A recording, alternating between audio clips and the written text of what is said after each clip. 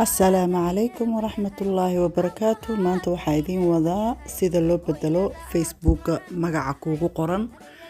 waxaad la soo baxaysaa Facebook app-ka telefoonkaaga ayuu ku saaran yahay. dabcan markaad furatid Facebook app-kaaga waxaad arkaysaa gambaleelka waxaa ku dhagan 3 line.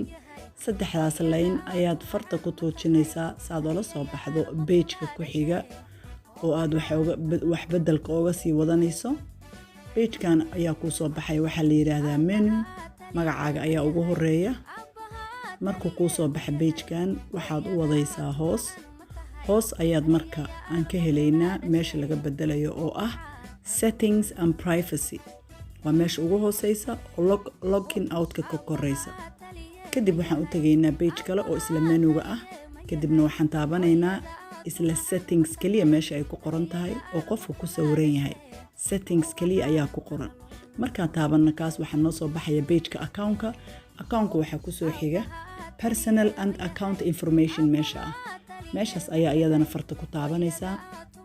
page-ka waxaa la soo baxaysaa marka personal and account information ay ku qoran tahay oo magacaaga ku soo xiga name ayaad marka taabanaysaa magacaaga. page-kan kale ayaad u gudbaysaa oo ka mid ah labadii page ugu dambeysay waana meesha magaca laga bedelayay. waana name-ka meesha laga bedelayo. kadib halkaas ayaad magacaaga ka bedelaysaa. waxaad ku qoranaysaa magacaad rabto oo markaas aad u soo fakartay. marka halkaas ayaad ka tirtiraysaa magacii hore kuugu qornaa.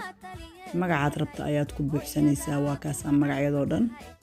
halkaas ayaad magacaad ku faraxsantahay kaga buuxsanaysaa. hadaad Faadumo la baxayso, hadaad Xasan la baxayso. marka laakiinse waxaa qasab ah in aad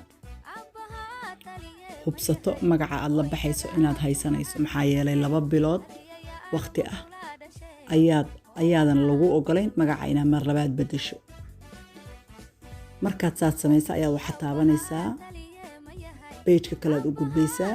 page-kan ayaad waxaad ka saxanaysaa magacaaga inuu sax yahay ka fiirinaysaa. kadibna waxaa lagu weydiinayaa password-ka Facebook-kaaga ayaa lagu weydiinayaa. halkaas ayaad ku buuxinaysaa meeshaas bannaan oo password ku qoran tahay ayaad ku buuxinaysaa password-ka Facebook-kaaga. markaas waxaad taabanaysaa farta buluuga meesha ay ku qoran tahay oo ah save changes. waa meeshii ugu dambeysay, waa hawshii ugu dambeysay. wax ka dambeeya ma jiraan. waa saa magacaaga ku bedeshay. waana saa idiin sheegay inaad ogsoonaataan 2 bilood inaad magacaaga bedeli karin ama 60 beri. haddaad information-kan aad ka faa'iideen subscribe noo saara channel-ka.